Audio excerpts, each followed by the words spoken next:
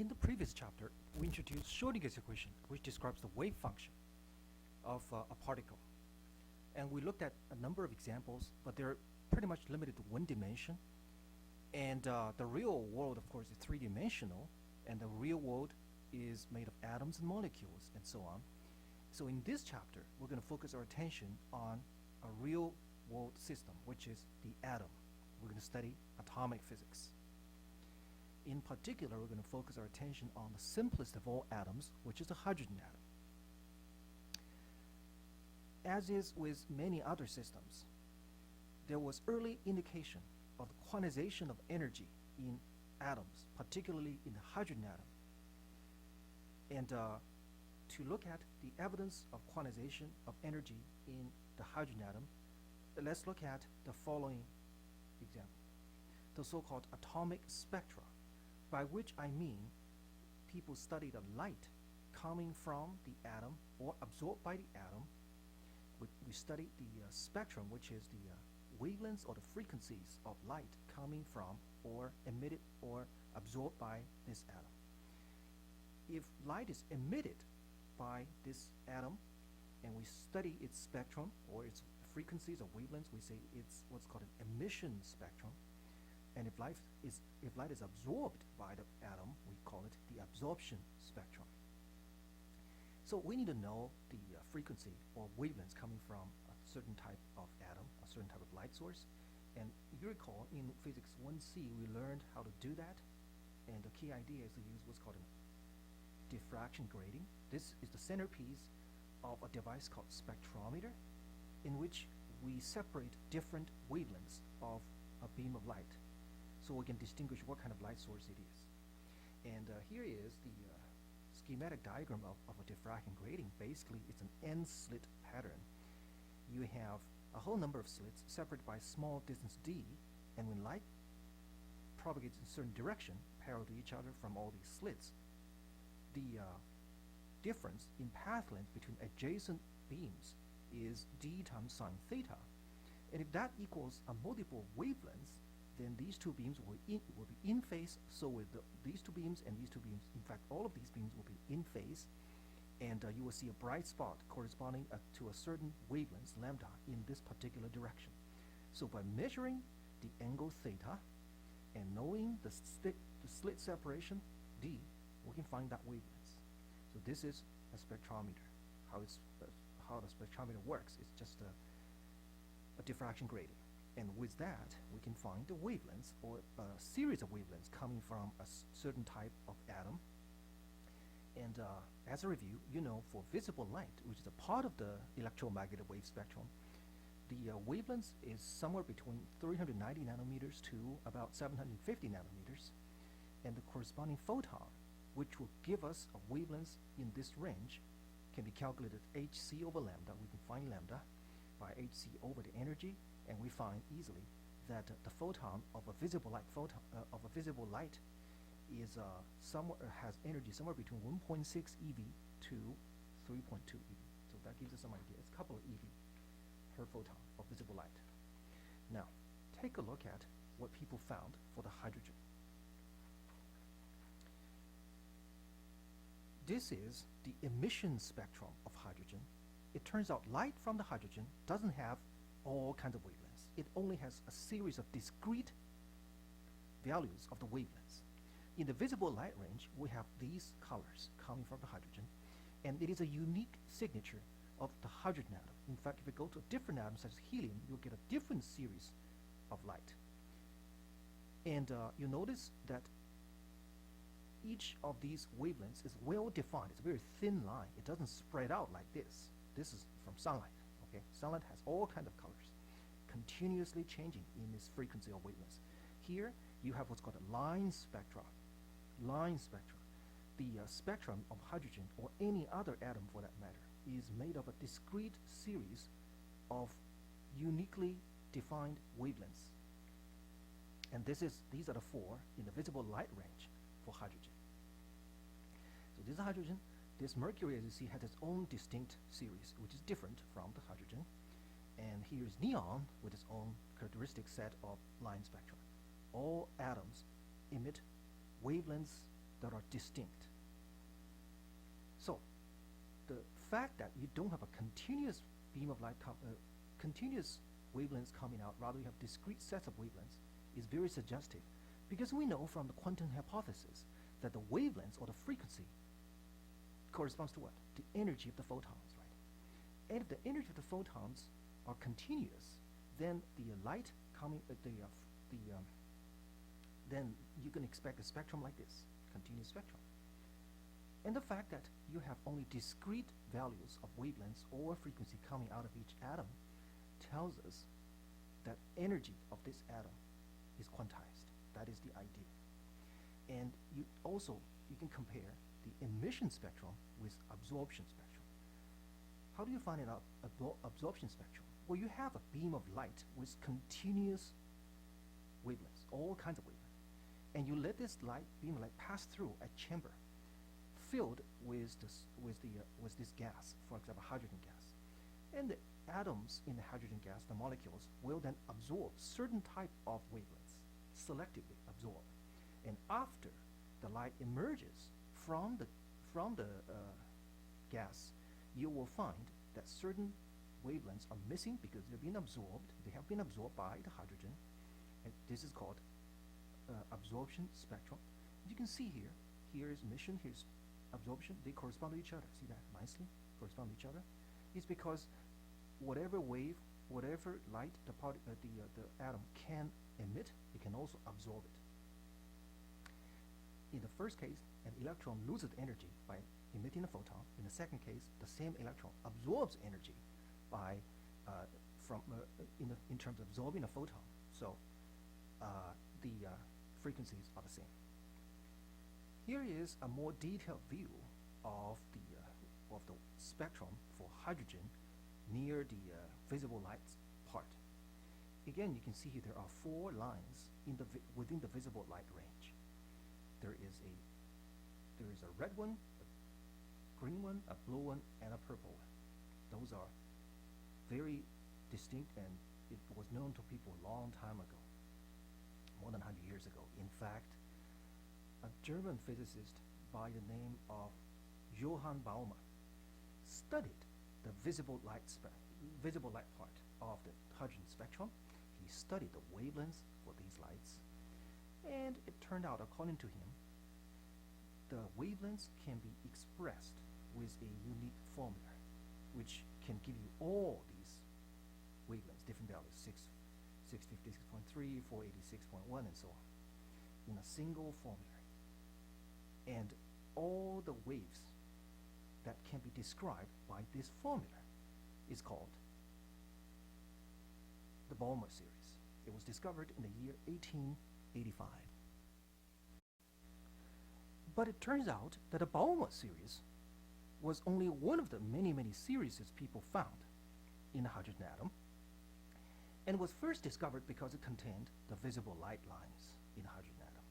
In general, there is a more general formula which included the Balmer series along with other series, and it's given by the following formula.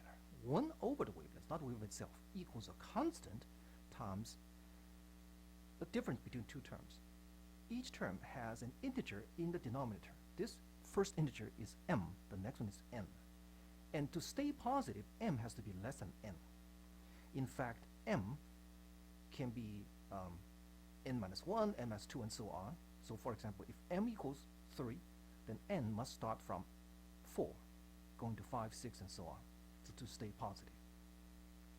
This is an empirical formula. You know what that means? It means we don't know why that's the case, but we found that this formula works. It explains it. You can use that to calculate the wavelengths, lambda, of all the lights coming from the hydrogen atom, visible or invisible. And the difference between different series is in fact m, the value of m. For given m, when you have different n values, you can get different lines within the same series. For example, m equals 2. That is in fact the Balmer series. For all the lines in the Balmer series, m equals 2. So the first term is actually 1 over 4.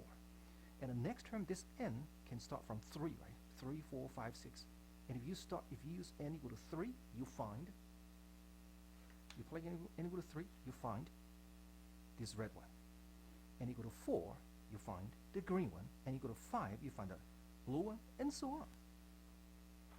Now, this seemingly complicated series of lights coming from the hydrogen can be described by this simple and elegant formula. Even though we don't know why that's the case yet, we can speculate that something must be behind it. There must be a simple and elegant reason behind this. So it has to be a theoretical explanation to this formula. This formula is called the Rydberg formula. It's named after Rydberg in 1888, and a constant in front of it is called the Rydberg constant. Experimentally, to match what we found for the wavelengths, it turns out the Rydberg constant has equal to 1.097 times 10 to the 7 per meter. So it's a very large number. When you flip it over, you find lambda is a very small value in terms of meter, which of course makes sense. It's, visible light range is of course only a few hundred nanometers. When m equals 1, so you plug in 1 squared here, and this n can be 2, 3, 4, 5, and so on. We have the same series called Lyman series. All the Lyman series lines have m equal to 1. Okay, it's in the ultraviolet range. So that was not first discovered. And then m equal to 3, that's the Paschen series, it's infrared. M equal to 4, it's called bracket series, and so on. Those are the 4 most famous series. So you see, every series has a distinct value m, and as you change n, you're going to get different lines in the same series. There has to be a reason behind it. And even though we cannot see it immediately yet, we do know there's quantization involved because we have these discrete values. These should correspond to some sort of quantum number. So, do we have any other evidence of the quantization of energy within the atom itself? So let's look at another important experiment, historically important experiment, which gave us indication of the quantization of energy inside an atom. Even though the timeline was pushed a little bit ahead, is 1924, we're going to put it here first because logically, we want to look at evidence of quantization of energy within an atom. Here is another important experiment regarding that. It's called the Frank-Hertz experiment. We will do that experiment in our 1D lab.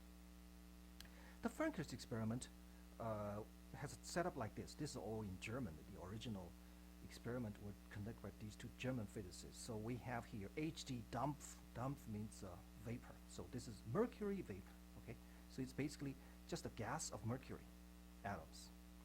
And what we have here is a heating coil.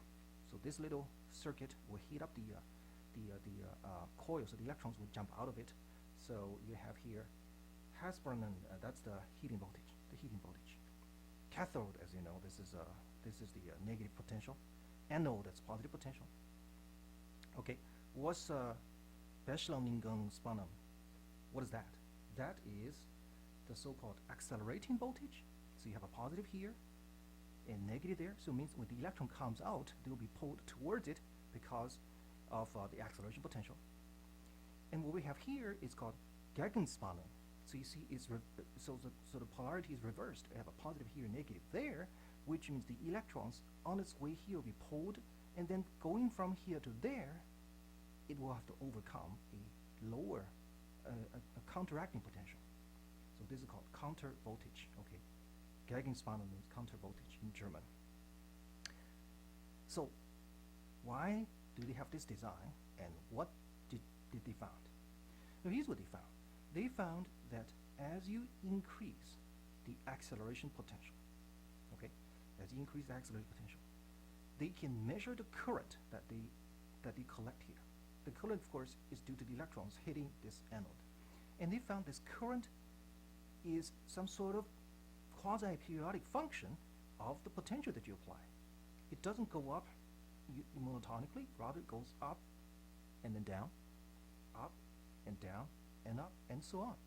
So, you wonder what is going on here. So here's what's going on. The electron, when it leaves the cathode, it doesn't have a lot of kinetic energy, but so there's an acceleration potential to pull it forward. It goes faster and faster and faster, increasing kinetic energy. And of course, it's not alone. It also meets these mercury atoms, so they will make collisions with mercury atoms. the collision normally is what's called an elastic collision. So basically just bounces off the mercury atom, just keeps on going. And the mercury atom is a lot heavier than the electron. So you can imagine using a ping pong ball and hit a wall, okay? And then after that, the ping pong ball simply bounces with very little change in its kinetic energy. The direction of motion changes, but there's very little change in its kinetic energy. So it keeps on going. Okay, you have enough energy to go to here, and then enough energy to overcome the potential barrier to reach there. Now, as you increase the acceleration voltage, you'll get more current because more and more electrons will be able to make their way through it, overcoming the negative potential. So the current goes up. But how come the current then goes down, and then it goes up again? What's going on here? In fact, you look at the gap here, the gap here. It's quite uniform. It's around 4.9 volts. So what is going on?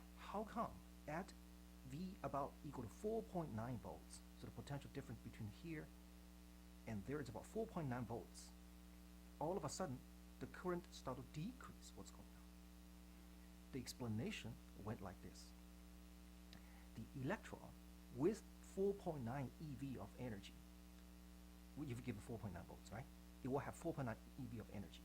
And if the voltage difference is a little bit more than 4.9 volts, say somewhere here, then the electrons, even if they're here, they already have around 4.9 volts eV of energy. And somehow the mercury atom likes electrons with 4.9 volts of energy, and what they do is they can absorb the energy from that electron, so the collision is no longer considered elastic. Okay, the mercury absorbs energy of 4.9 volts eV from this electron. So as a result, the electron has very little energy left after the collision, and they will not be able to overcome this counteracting potential and reach there. So the current drops. And then the current rises again because here's another 4.9 volts, which means even after the electron loses its energy by giving up 4.9 eV, it's got another 4.9 eV. So therefore, the particle is getting accelerated, the electron is getting accelerated again, even after the collision, after the elastic collision, in which they lost most of their kinetic energy. You can still keep on going until you reach, after this point, this is when the electrons will be able to have enough energy, twice at 4.9 volts, so eV, so that they can collide with a mercury atom once to give up 4.9 eV, and collide with another time, again 4.9 eV, and then after two collisions, they have little left, and therefore they cannot make it, so therefore the current drops again. This is the explanation to the periodic nature of the current. So it highly suggests that there is some sort of preferable energy for the mercury atom. The mercury atom likes to absorb an electron with an energy of 4.9 eV. Why is that the case? Well, we can suspect then that the energy level, at least there are two energy levels within mercury that are separated by 4.9 eV. Okay, so an electron inside a mercury is originally in this state. It absorbs the kinetic energy from an outside electron, which has 4.9 eV, and then it jumps to here. This jump caused this electron 4.9 eV of energy. Where does energy come from? It comes from the electron outside. So that electron gave up its kinetic energy to do that. Now, this is quantization, because if energy is a little bit less than 4.9 or a little bit more than 4.9, you cannot make that jump. So therefore, 4.9 eV is what the electron wants. If you don't have this distinct periodic curve, then that means the electron doesn't have to have 4.9 eV to jump. It can have a little bit less, a little bit more, and that is not quantization anymore. So the Franker's experiment was of historical importance because it added more confidence to our notion that the electronic energy levels within the atom is quantized. So now we know we have an atom to study, and this atom is charge neutral. The total charge is zero because materials are all made of atoms, and most materials are charge neutral, so the atom must also be charge neutral. But within this charge neutral entity, we know there are electrons. This was especially known to this one person, J.J. Thomson. How was he particularly aware of that?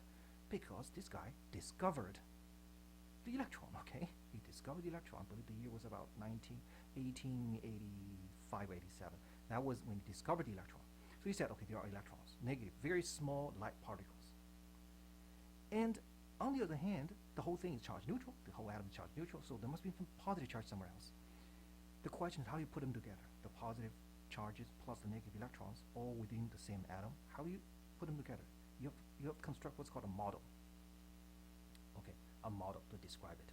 And this is the first model of the atom proposed by the discoverer of the electron. It's called a plum-pudding model of atoms. It's a funny name, plum-pudding model. Why do we call it plum-pudding model? Well, you can take a look at this.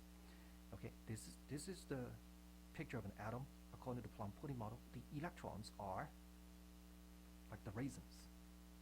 Okay, and there is a background, some sort of a gooey substance that fills the rest of the atomic space, and that gooey space is positively charged. So the total charge is 0. And that is the plum-pudding model. So in this model, the electrons are discrete, very small particles, but the positive charges are not very small and concentrated. Rather, they're all over the space in the atom. The plum-pudding model was not very good at explaining the behavior of atoms. There are several key difficulties associated with the plum-pudding model. One of them is the stability, because you have to be able to account for the experimental fact that light comes out of these the atoms, and light of course carries energy away. Right? Where does the energy of the light come from? Well, it says it comes from the electrons. The electrons are oscillating. They're oscillating. They're all like simple harmonic oscillators, and whatever frequency they have oscillation, that's the frequency of the light emitted. It sounds like it makes sense, but don't forget, as the electrons, as they oscillate and give off energy in terms of light, they're going to decrease their energy, right? And so energy becomes less and less and less. So eventually, the kinetic energy of these electrons will be gone. They're not moving anymore. Okay? So when they're not moving anymore, you have a problem. The problem is you have what's called electrostatic state, which means you have a whole bunch of particles, positive, negative, and none of them are moving. Okay? It turns out in classical physics, we can show, even though we never did in 1C, I can tell you there is such a theorem. The theorem says that if you give me a bunch of positive and negative charges, okay, positive and negative charges, you do not allow them to move, and you confine them in the same place, nearby space. You do not allow anyone to move. And then you let go of it, starting from rest. It turns out that the system cannot be stable like this. Rather, what happens is that the positive charges will seek out negative charges and they will combine with each other. Okay? They will never be staying put like this. So eventually, the positive charges will try to find as much negative charge as possible to combine, and whatever is left, see, a total positive charge, a total negative charge, will then fly away to infinity because of repulsion. This system is not stable. So you see, first of all, due to radiation, you're going to crash down to a stationary state, and once you have a stationary state or static model, you have a stability issue. And you can do some estimation using the frequency of the light coming out. You can do some estimation. You can figure out just how long can this atom survive. That is, how long it can keep on oscillating. The electrons can keep on oscillating before it gives it all their energy in terms of light. And it turns out it's not very long lived. Okay, it can have a life of maybe a few minutes or whatever. Then it's going to die. The positive, negative charges will just kill each other, and you get nothing left. That is certainly not very good, because we know atoms are long-lived. But what really spelled the death of the plum-pudding model was this guy, the Rutherford experiment. Here's an interesting historical note. J.J. Thomson was a physicist at the University of Cambridge, and he discovered the electron in the late 1900s. And one of his students, Rutherford, also worked at Cambridge University, and he discovered the atomic nucleus in the Rutherford experiment, which discounted the plum-pudding model. According to the plum-pudding model, the positive charges of the atom are more or less evenly distributed, not concentrated, but the Rutherford experiment conducted in 1911 pointed otherwise. The Rutherford experiment was something like this. You have a source of alpha particles. Alpha particles are the atomic nuclei of helium. So basically, if you write down the atomic symbol, they look like this. It's just a bunch of positive charged particles, okay? Positive charged particles. And what we do is we make a foil out of gold. Why do we use gold in this case? It's because gold can be beaten into extremely thin foil. They're transparent, incredibly thin. You don't have a lot of atoms lined up together in it along its thickness. That's why we use gold. A very thin foil of gold. And you have a source of alpha particles. This can be from radioactive nuclei, for example. Uranium. And then the alpha particle would just be emitted everywhere. But we use this collimator. Basically, we have two openings lined up, very small lined up. Only particles, the alpha particles that move this way, can pass through both holes, and they're the particles that will eventually make its way to collide with the gold atoms. And if the Plum-Pudding model held true, the mass distribution of the atom is pretty even, right? When electrons are very light, atoms are much heavier, so the most of the mass is on the positive charge particle, and it's pretty even distributed, which means when the alpha particle hits it, it doesn't really matter that much which part of the atom is hit by the alpha particle. The alpha particle simply just shouldn't behave very differently depending on where it hits. Rather, what they found was something like this. They found that most of the alpha particles simply went through as if it never made any collision or had very little deflection, very little deflection. So most of the alpha particles somehow managed to miss this atom. Unlike this model, where the atom is so big, you cannot just avoid it. You can hit here or here or here or here. But on the other hand, a very small fraction of the alpha particles somehow managed to come back almost 180 degrees like this. Okay, how many? It's about 1 in 100,000 alpha particles had a very large angle deflection. So if you combine these two pieces of experimental facts, you realize that this model is not quite right. Because with this model, again, the alpha particles, wherever it hits, it's going to be deflected. But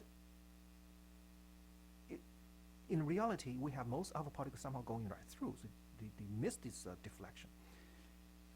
What did that tell us? It tells us that probably the target is pretty small. Okay, the target is not that evenly distributed, rather it's pretty small. So you have, instead of a very large positive glue, a blob of glue, rather you have a very small positive target, but with a lot of mass, with almost all the mass.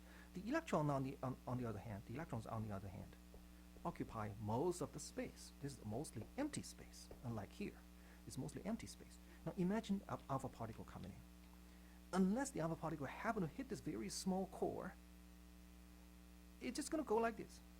Being so fast, it's going to miss this guy, so it's keep on going in almost forward direction.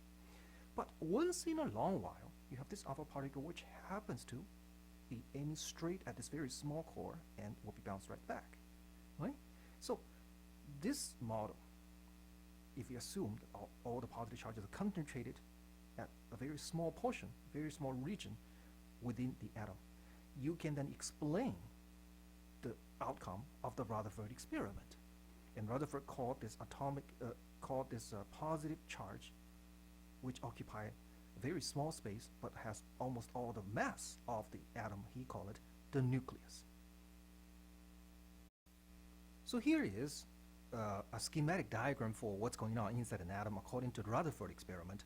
The overall distribution, near uniform distribution of the positive charge from the Plum-Pudding model is now replaced with a tiny core, but which carries almost all the charge, almost all the mass, okay, of the atom. It's right here in the middle, and the most empty space outside. Now this is only a naive picture, by the way, but it does tell you that we have to concentrate the positive charges, and that's the nucleus. So the electron being negatively charged, moves around the nucleus, and the attractive force, force the electron to go around. So it's some sort of like a miniaturized version of the solar system with the Coulomb force replacing the gravitational force, the nucleus resembling the sun, and the electron resembling the Earth.